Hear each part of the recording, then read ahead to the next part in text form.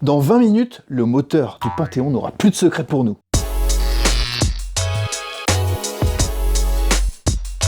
Il est dans son jus sur l'établi, fraîchement démonté depuis la dernière vidéo où on l'a extrait littéralement de son châssis. Et il est à présent à notre merci et à celle de notre cliquet. Dans cette vidéo, je vous propose de découvrir en détail et ensemble ce moteur en le démontant dans sa totalité. Mais pas seulement, on checkera aussi les paramètres du moteur, à savoir la cylindrée, le squish, le rapport volumétrique. On va faire ça de manière complète, ok? Assistant, gants, cliquet.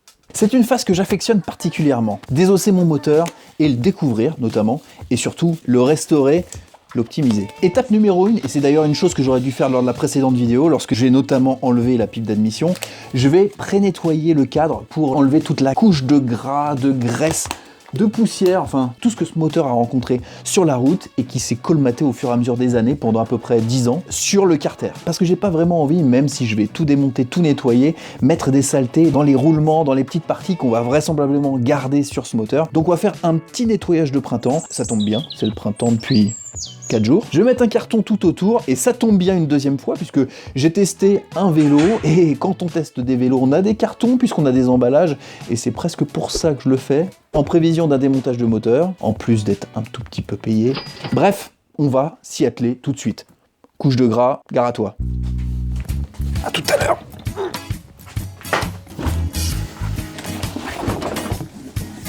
Oui, c'est du vélo.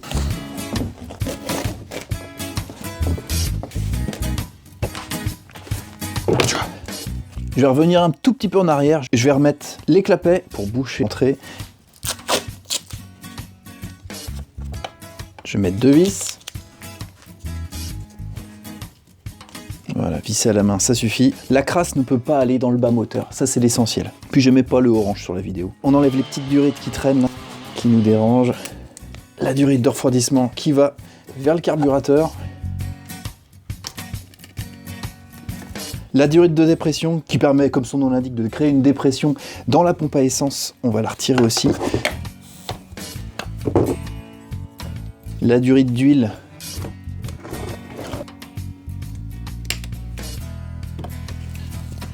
Méthode bourrin, on tire. Ben voilà, très bien. Et ça, c'est quoi? Ben, c'est la durite d'huile aussi, mais celle qui va vers le carburateur. Alors tout ça, on n'en aura plus besoin. Comme je vous l'ai dit 10 fois, hop! Je suis maquillé à l'huile, ça tombe bien. Hop, je vous l'ai dit 10 fois, on enlève la pompe à huile de toute façon. Donc tout ça, là, tout ça, on va le colmater, je sais pas comment, mais en tout cas, on n'en aura plus besoin. Donc ça, c'est le stator. On va l'enrouler pour pas qu'il nous embête. Et on va s'occuper de la crasse. On va en enlever un maximum.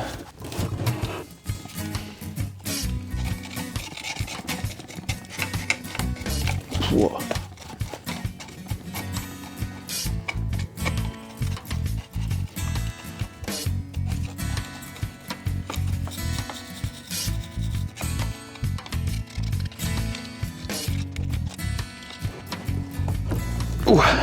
C'est plus lourd qu'un Minarelli. Ok. C'est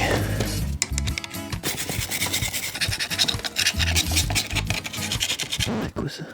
La voilà la soupape arc. Même ouverte, voilà les déperditions. Et en position fermée, bah, y a des tout petits orifices. Hein.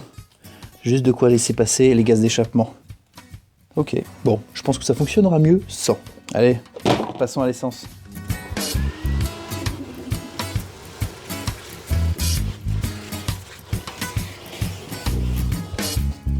Essence. Alors certains me diront, t'es fou Simon, tu utilises de l'essence. Tu peux utiliser quand même des trucs qui coûtent moins cher. C'est vrai qu'en ce moment ça coûte cher l'essence. Comme par exemple du nettoyant frein. Mais franchement, j'ai pas trouvé mieux que l'essence justement. On peut mettre un petit coup de nettoyant frein si ça vous dit. Allez, pour vous faire plaisir. Alors travailler dans une pièce aérée, hein, petit conseil sécurité. Ce que je ne fais sûrement pas, c'est pas bien.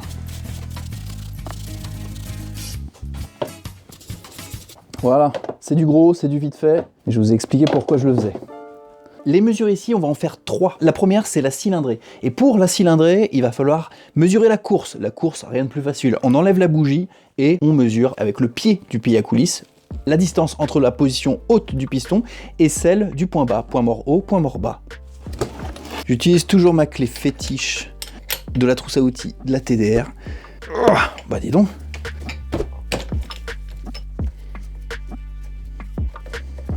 Culot long. Ok, la couleur est pas mal de base. Mais je crois que je l'avais changé cette bougie, non? Ah oui, mais pour faire tourner le moteur, j'ai pas de kick, j'ai rien du tout. On va démonter l'un des côtés. Bah, par exemple, l'allumage. Si j'ai pas mal au dos à la fin de la vidéo, j'ai de la chance.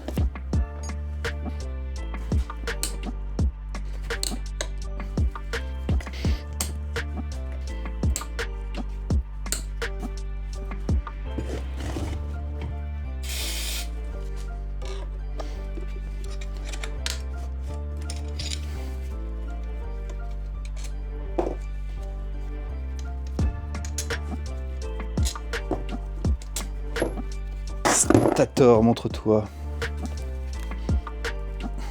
Il y a des petits coins secrets pour faire levier, par exemple celui-là. Paf, comme par magie. Et un deuxième, ici. On les reconnaît ces petits bourrelets? Bah ouais, ça sert à ça.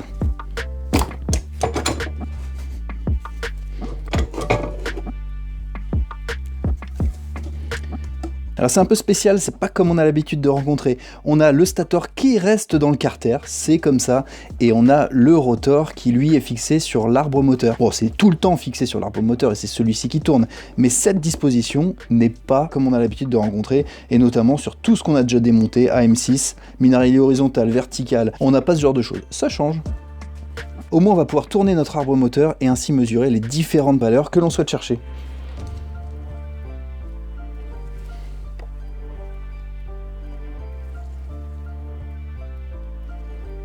C'était le point mort haut. Et là, je le descends.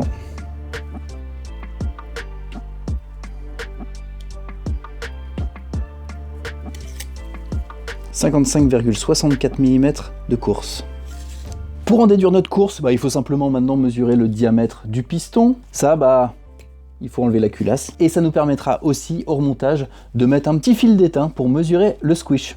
Il faudrait que je m'achète une clé à pipe de 12. Oui, je n'en ai pas. J'ai l'impression que ça, c'est les Japonais qui font ça. Contrairement à ce que je vous ai dit dans la précédente vidéo, faut pas utiliser des douilles à 12 pans comme ça. Généralement, quand il y a des forts couples, on foire les écrous. Là, bon, des écrous de culasse, c'est généralement vissé à quoi? De 10 à 20 Nm, donc ça va pas chercher loin. Normalement, je vais pas les foirer. On va desserrer en croix.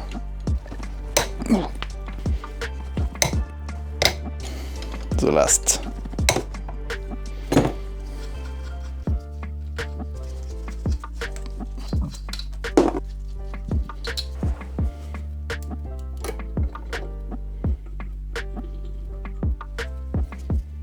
Grosse chambre de combustion.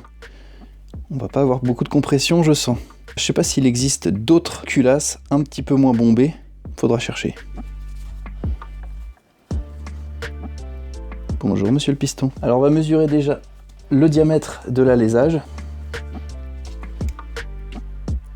53,77. Calculatrice. Putain, elle est où? Je suis de plus en plus bordélique. Vidéo après vidéo. J'en ai partout. Des pots d'échappement, des produits à tester qu'on m'envoie, etc. Je me plains pas, hein. Le garage est trop petit. Ah, voilà. Donc, on a dit un diamètre d'alésage de 53,77 mm. Donc, 53,77 mm, si on veut en centimètres cubes, on convertit en centimètres, donc 5,377. C'est un diamètre, donc pi r carré devient pi d carré divisé par 4, donc 3,1415 qui est pi fois 5,377 fois 5,377 divisé par 4. Là, on a la surface du cylindre, qu'on multiplie par la course en centimètres toujours, fois 5,564, égale 126,34. Donc on a une cylindrée supérieure à 125 cm3, avec les incertitudes de mesure. Pour le squish, comme vous le savez, on prend un fil d'étain, là c'est un fil d'étain de 2 mm, on le coupe de la largeur du diamètre de l'alésage, Paf, on le dispose. Alors vous inquiétez pas, ça va pas rayer hein, votre surface. L'étain est beaucoup plus tendre et c'est pour ça qu'on utilise ce matériau que l'acier. Je mets un petit bout de scotch qui sert à rien, histoire de me mettre dans la tête qu'il ne va pas bouger. Et on reculasse. Reculasse. On va mettre 2 écrous ou 3. Allez, parce que je suis gentil. Diamétralement opposé. On applique un couple de serrage de pip Newton-mètre. Je ne sais pas encore. Je pense que c'est aux alentours de 20. Vu le couple que j'ai appliqué au démontage. Voilà. Ça suffira très bien. On tourne le moteur. Pour que voilà, le point mort haut arrive. Ça n'a pas vraiment forcé. Je pense que le squish, il est vraiment très gros. Oh, je te vois. On redémonte. Jack. Jack. Jack.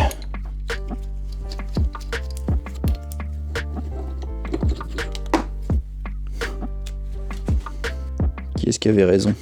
1,43. Oui, j'ai plus de pile, t'as plus de pile, je te changerai plus tard. 1,5. Ouais, bon, 1, j'avais dit combien?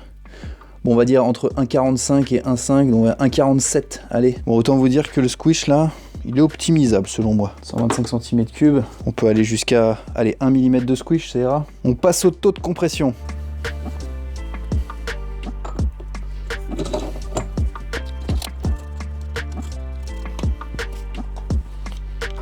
« 22 Nm.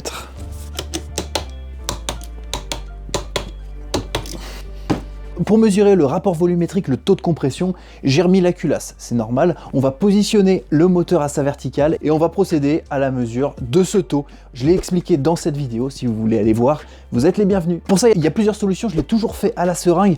Là, j'ai innové, je me suis muni de matériel de chimiste. On va voir ce que ça va donner. Premier prix, le matériel. Alors, je sais plus ce que ça contient.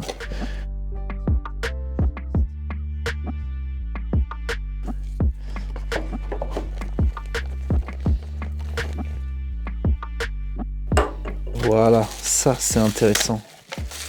Des petites burettes. Eh, c'est pas mal ça.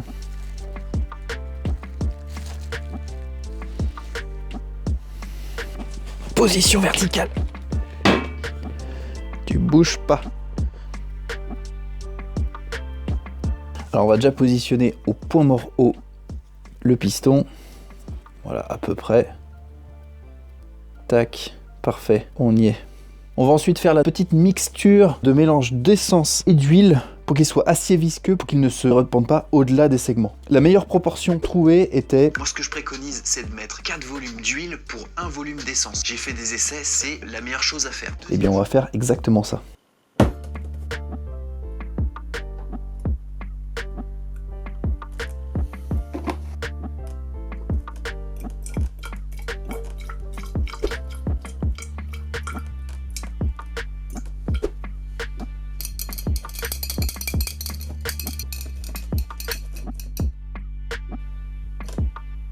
Je vais prendre 10 ml.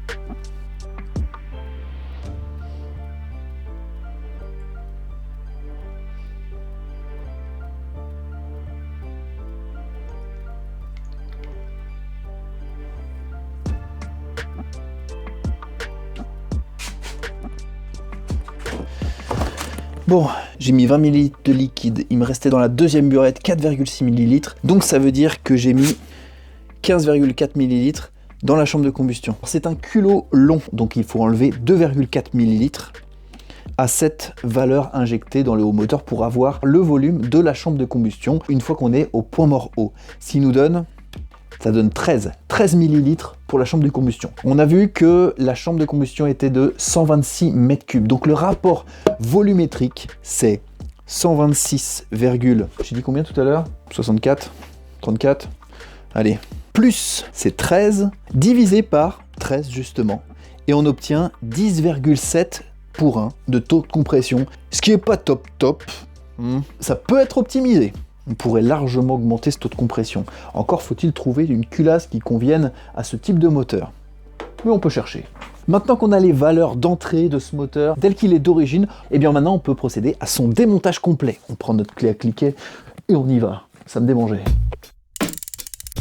Et je vous propose de commencer par le cœur du moteur, le haut moteur. Justement, on a commencé à le démonter en démontant la culasse. Et bien on va continuer en démontant le cylindre, le cœur.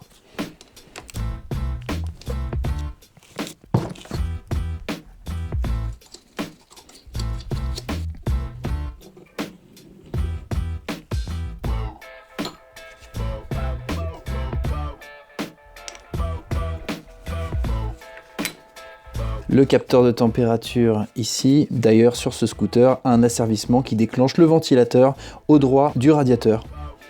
Le joint de culasse, métallique, qui a vécu. On va mettre un peu de lumière pour inspecter un petit peu l'intérieur du cylindre. On remarque une chose intrigante quand même. On voit bien que le point mort bas du piston est bien aligné avec la lumière d'échappement. On voit bien, là, elle est complètement à fleur en point mort bas. En revanche, lorsqu'on remonte un petit peu, on voit que les transferts latéraux, eux, sont pas alignés. Il y a une partie du transfert latéral là qui n'est pas ouvert. On va prendre les diagrammes.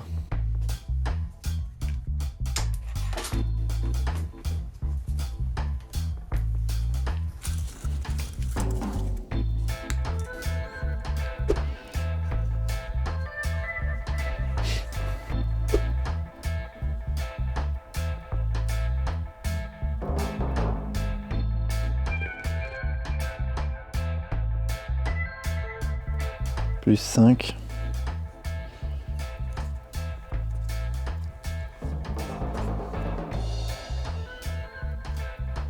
« 174 à l'échappement. »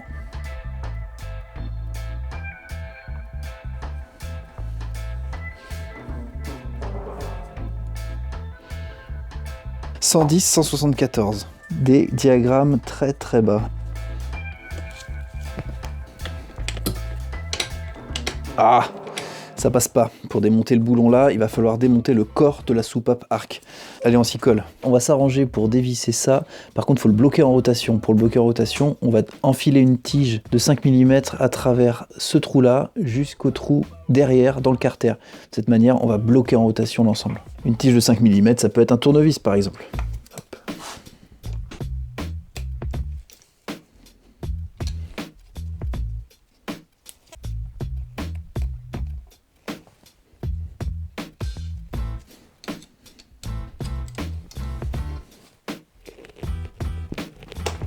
Oh, bah allez donc.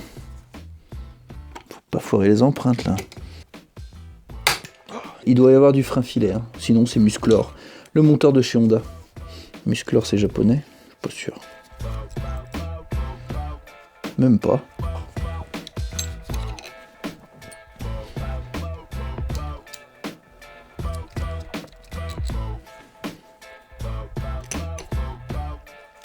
On récupère le pion de centrage là, pour pas le perdre. C'est le genre de pièce qu'on perd toujours. Alors dans ce cas-là, on le laisse. Maintenant, on peut accéder à l'écrou. Alors faiblement serré, hein. 10 Nm ça. Facile.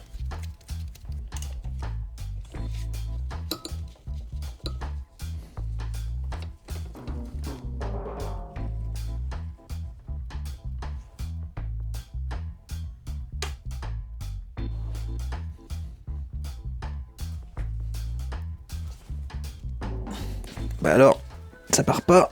Coup de maillet, ça peut pas lui faire de mal. Voilà, ça bouge.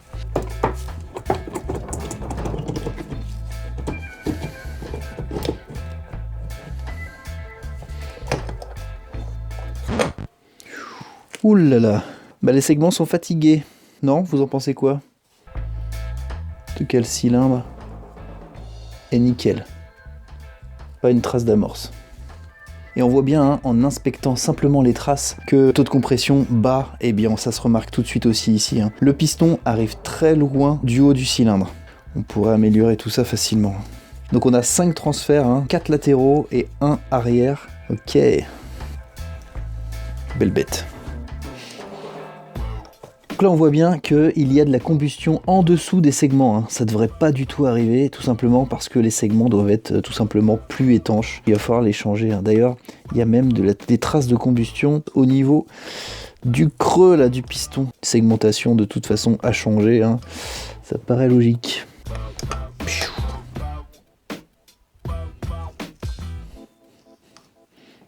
Même si on démonte tout, hop, on va protéger le bas moteur. Puisqu'on va enlever ce que j'adore faire, les clips du piston. Ouh, ça va être balèze à enlever ce truc, non?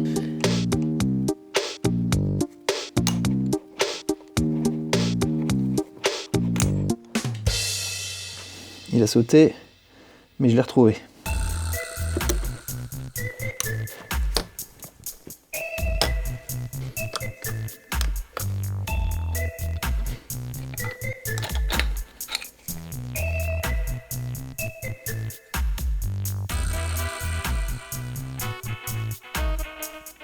Complètement mort les segments.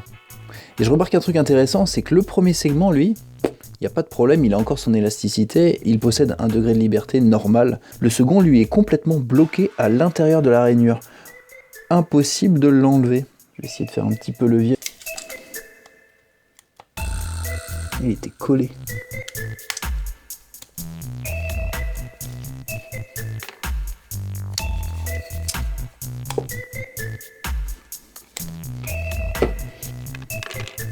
Et là, ce qu'on voit là, vous voyez, il y a des petits points répartis équitablement. C'est un segment complémentaire en dessous le segment inférieur. Ça s'appelle un extenseur. C'est une espèce de segment non pas circulaire, mais avec des faces régulières. Ce qu'on voit ici, c'est les sommets de chaque face. Et on voit que c'est assez usé, tout simplement parce que le segment il était complètement coincé. Mystère. Bon, on changera les segments.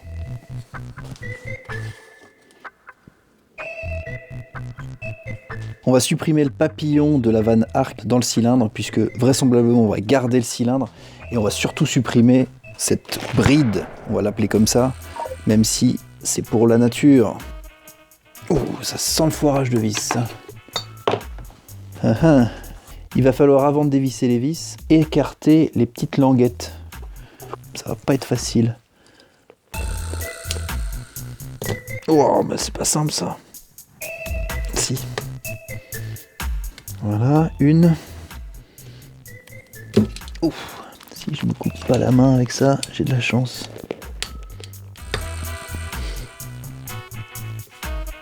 Ouf, si j'avais foiré cette vis, j'aurais été mal.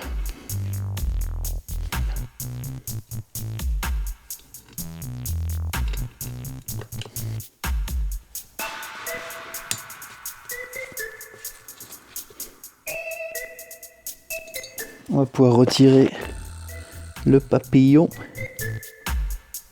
Toi, tu nous embêteras plus. Et logiquement, en tirant sur l'axe, ça part tout seul. Tout seul, presque. Il faudrait un petit tournevis ou un clou, pourquoi pas, pour tirer. Voilà. Merci, monsieur le clou. Ah, là ça ressemble à quelque chose. À un échappement quoi. Quelle marque? Accorsi. Que de surprises et de découvertes avec ce démontage du haut moteur. La bonne nouvelle, c'est qu'on a réussi à enlever la soupape arc qui nous emmerderait si on cherchait les performances. On fera des modifications pour complètement combler tous les trous qu'on remarque sur cette sortie d'échappement pour oublier cette soupape. Plutôt en bon état, bon à part le piston avec ses segments, mais ça c'est une autre histoire, on en reparlera. Comme on est de ce côté et qu'on a déjà commencé à démonter le côté allumage, et on va continuer.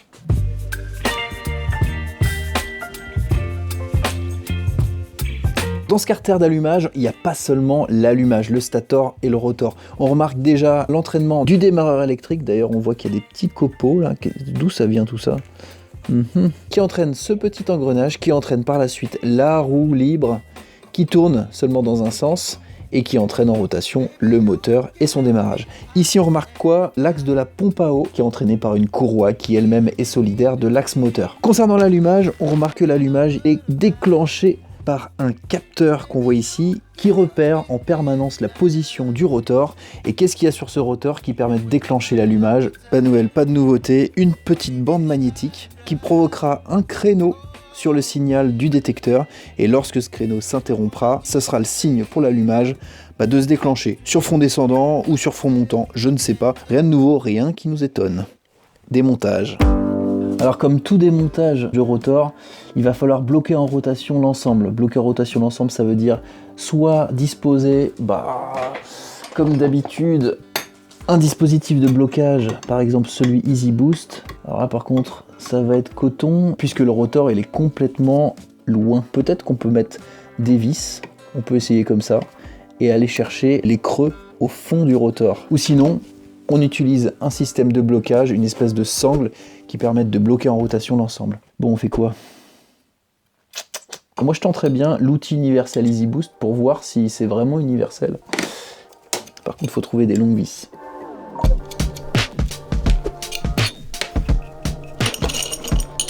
Ah, voilà.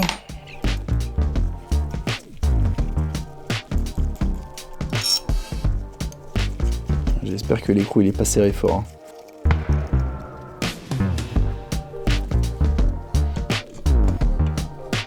Pas mal. On va faire pareil ici. Alors est-ce qu'on est bien? Ouais, on va au fond des empreintes, c'est pas mal.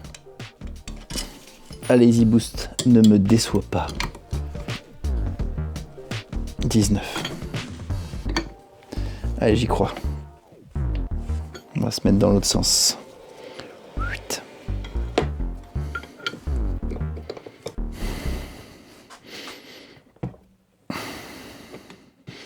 C'est pas gagné.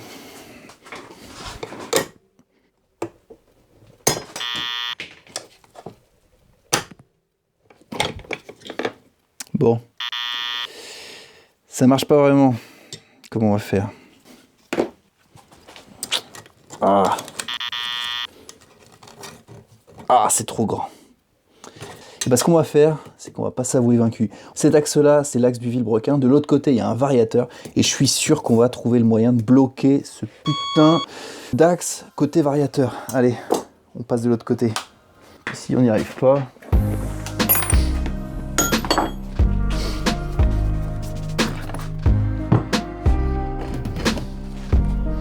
On va commencer par démonter le filtre à air du carter de transmission. Ouais, il y a un filtre à air avec une entrée d'air de ce côté-là. Ça passe par un filtre, par une mousse, et ça vient refroidir l'ensemble variateur, correcteur de couple, embrayage. Et il y a une petite sortie par-dessous qui permet de faire sortir l'air. Donc il y a vraiment un conduit de ventilation de ce carter. C'est assez commun sur les 125, mais là, on le rencontre ici avec cette superbe excroissance super jolie. Donc on va déjà démonter ce petit filtre à air avec une douille de 8.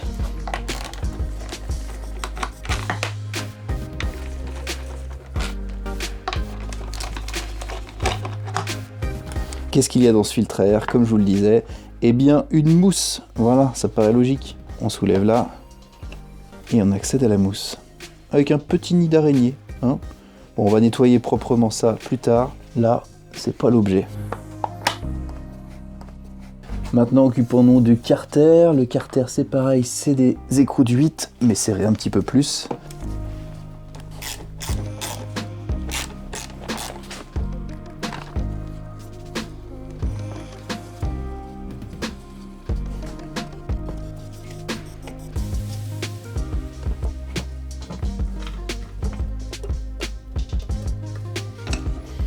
On va pas abîmer le joint plastique du carter parce que ça, je suis sûr que c'est compliqué à trouver.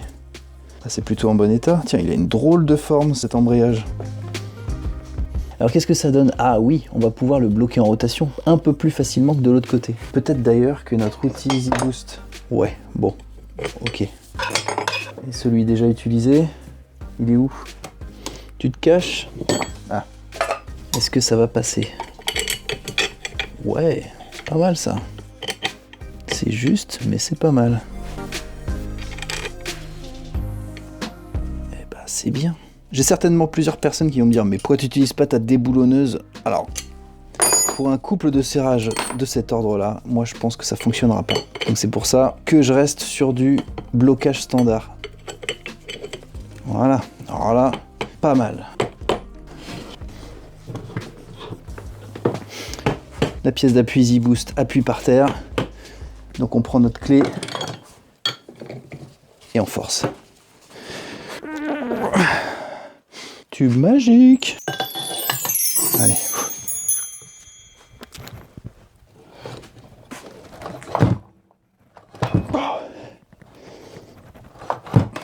Ça sert à combien ça? 64 Nm. Ah putain, je vais me mettre dans l'autre sens. Je vais profiter de la gravité. La gravité de la situation, ouais. Ça pivote, c'est chiant. Et si je le faisais buter sur lui-même?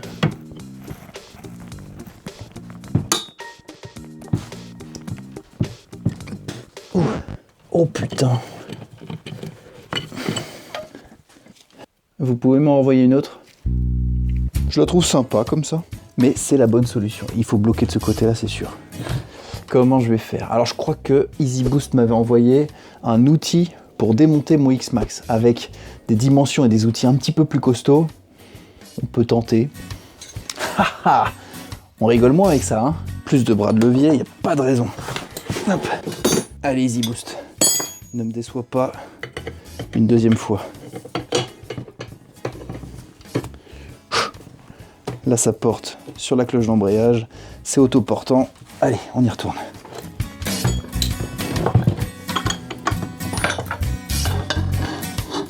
Allez. Oh, yes. Dans la vie, faut persévérer. Bon, vous allez me dire, t'as quand même la clé de démontage Easy Boost du X-Max. Oui, c'est vrai. Oui, il faut un petit peu être équipé, un minimum. Alors ça, maintenant, comment on fait? Bah, je pense que c'est avec un extracteur, comme d'hab. Où sont les tiges filetées, par contre? Bah, il n'y en a pas. Oh putain, extracteur de volant. Voilà, je suis marron là. Parce que j'ai pas d'arrache volant. Et là, je peux rien bricoler. Hein. Ah, alors là, je suis complètement baisé si j'en trouve pas. 29,6. Ouais, c'est du M30. Je vais trouver ça sur Amazon.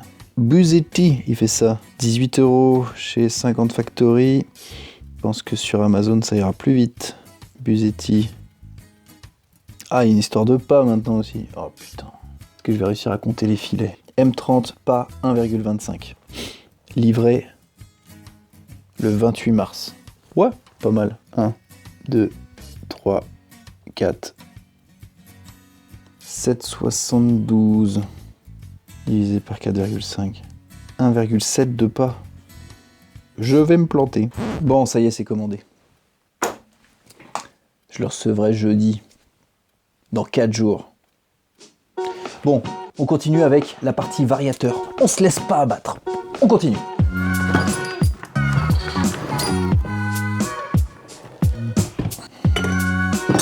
C'est des gros volumes, bah ouais, c'est un 125. Alors on remarque déjà que la courroie ne monte pas totalement haut, il manque allez 2-3 mm, je sais pas si vous pouvez le voir sur la vidéo. Il y a peut-être possibilité d'augmenter un petit peu en revoyant les courses des galets, voilà, on verra ce qu'on peut faire.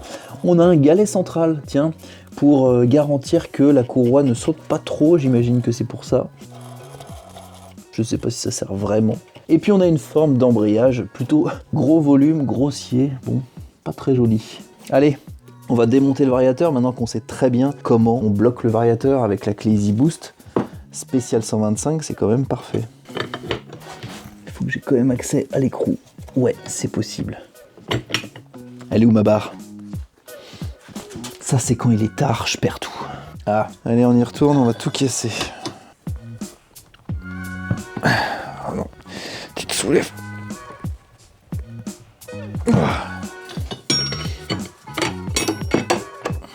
Là, tu forces sur la cloche d'embrayage, donc tu vas pas me faire chier.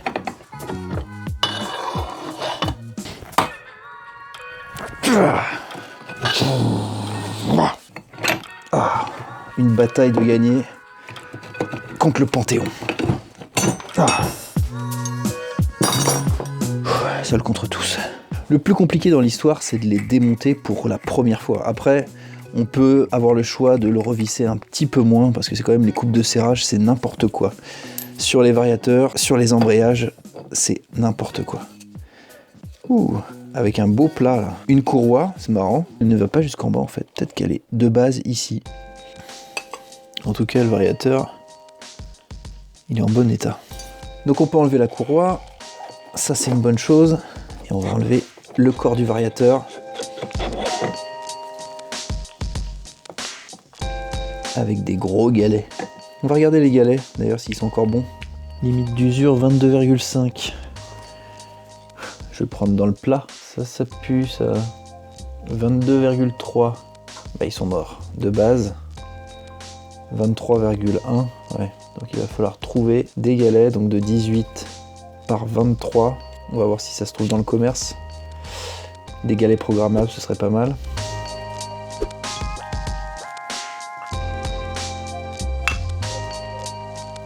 On passe donc maintenant à la partie embrayage, correcteur de couple. On va enlever ce petit galet au milieu là, qu'on n'a pas l'habitude de voir. Et l'embrayage. Alors l'embrayage rebelote, il va falloir réussir à enlever l'écrou central. C'est la première fois qu'on le démonte, donc ça va être coton. Je le prédis. Toujours avec une clé de 19, allez, qui va nous porter chance. Alors pour le bloquer en rotation, on va peut-être pouvoir utiliser celle spéciale 125. Oui, voilà, c'est pas mal ça.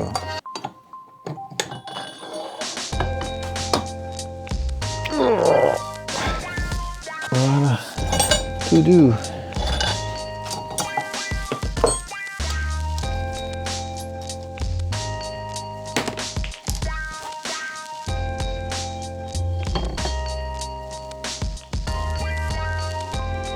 Alors, est-ce que l'embrayage est foutu? La limite d'usure de l'embrayage, c'est combien? 0,5 mm.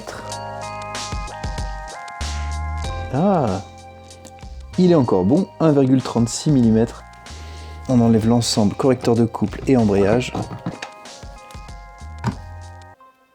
L'embrayage est déposé, à présent derrière l'embrayage, jusqu'à la roue, vous savez ce qu'il y a? Il y a la transmission finale. Donc la transmission finale, normalement, elle baigne dans de l'huile 10W30 pour ce cas-là. D'abord, avant d'ouvrir la boîte de transmission finale, il va falloir vidanger l'ensemble. Vidanger l'ensemble, ça passe par une petite vis qui se trouve par là-bas. Je vais essayer de la chercher. Et on vidange la boîte. Le boulon de vidange, il est là. Donc on va le dévisser. On va mettre un petit récipient en dessous. Il y a environ 180 ml. Donc un petit récipient devrait suffire.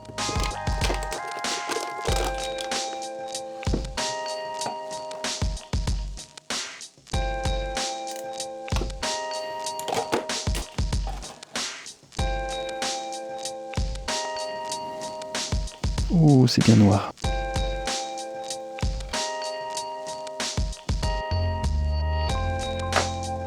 On va enlever cet écrou, celui de remplissage.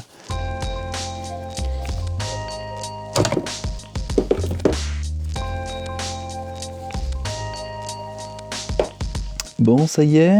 Bon allez, on va remettre le bouchon. Et puis, c'est pas grave. Lorsqu'on va enlever la boîte de transmission finale, ça va couler. Mais on l'accepte. Alors on va enlever les mâchoires. Pour les enlever, je pense que c'est assez simple. Non, oh, tout est compliqué. Il va falloir enlever la petite goupille qui est là. Donc, on va la tordre dans l'autre sens.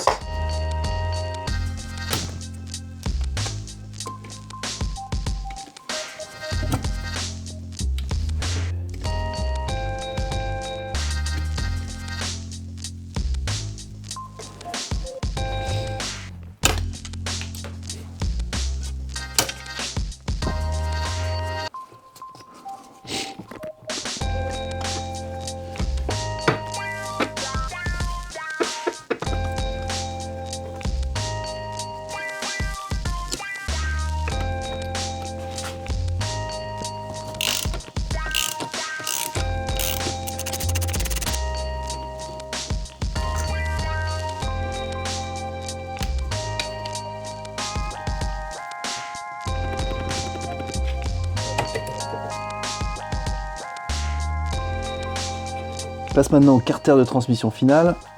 Alors il y a 7 vis, 1, 2, 3, 4, 5, 6, 7.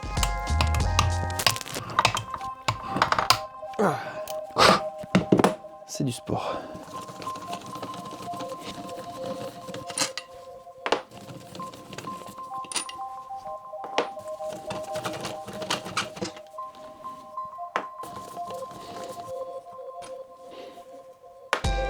Donc voilà, on va pouvoir enlever le carter de transmission. Ça va couler. Oh putain, ça coule. Alors comment on va maintenant ouvrir ce carter? Il y a sûrement des zones de poussée. Il y en a une là, une zone de poussée.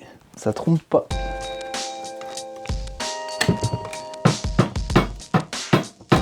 Ça bouge ou pas?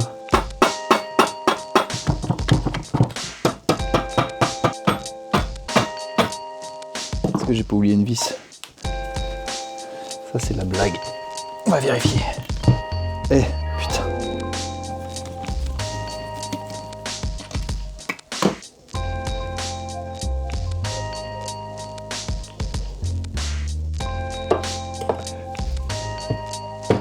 On y vient.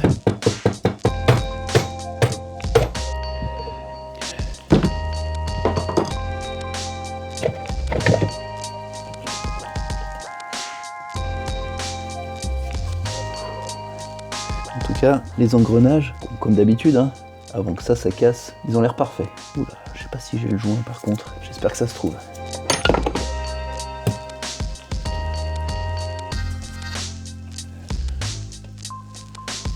Puis on termine la dépose en enlevant l'arbre de transmission, solidaire de l'embrayage, et ça c'est la méthode bourrin qui va parler. Un petit coup de maillet de l'autre côté, ça va sortir. Normalement. Oh.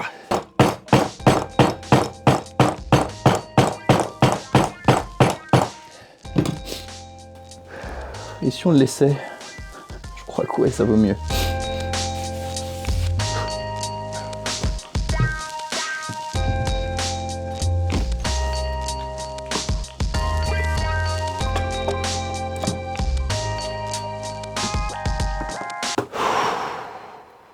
Bon, c'est pas mal. Alors ok, on n'a pas tout démonté dans le moteur, mais quand même on a eu des péripéties, c'est pas de ma faute, hein. J'ai pas la rage volant de l'allumage, donc je peux pas l'inventer. Je l'ai commandé, il arrive jeudi. Donc, sûrement, la vidéo s'arrêtera là. En tout cas, je pense qu'il y a assez de démontage et de péripéties dans cette vidéo pour vous satisfaire, au moins pour cette semaine. Avec tout ce que j'ai rencontré, je commence quand même à entrevoir un petit problème sur ce scooter, ce Panthéon 125 2 temps, c'est la disponibilité des pièces de rechange et des pièces adaptables. Ouais, il n'y en a pas beaucoup. Je sens qu'on va devoir bricoler dans le futur. Pour le message final, je voudrais remercier Tournoi Racing. Merci de m'avoir fait un petit clin d'œil sur ta dernière vidéo. Effectivement, en termes d'abonnés, on se talonne de près, mais je suis désolé, je suis à 110. Promis, je t'attends. Je vous remercie de votre fidélité, vous êtes toujours plus nombreux et vous aimez apparemment les vidéos où on démonte, où il y a du cambouis, où c'est sale, où je suis obligé de mettre des gants. Eh bien moi aussi. Je sais que de temps en temps je suis obligé de faire des vidéos un petit peu différentes, notamment celle du vélo. Bah ouais, faut faire vivre la chaîne. J'espère que les vidéos passent quand même. Mais bon, c'est comme ça, c'est le business. J'ai hâte de recevoir l'arrache volant pour pouvoir terminer le démontage total du moteur. Mais ça sera forcément dans la suite du projet S-Max. Il faut patienter un petit peu. Sur ce, je vous dis à très bientôt pour une prochaine vidéo. Ciao!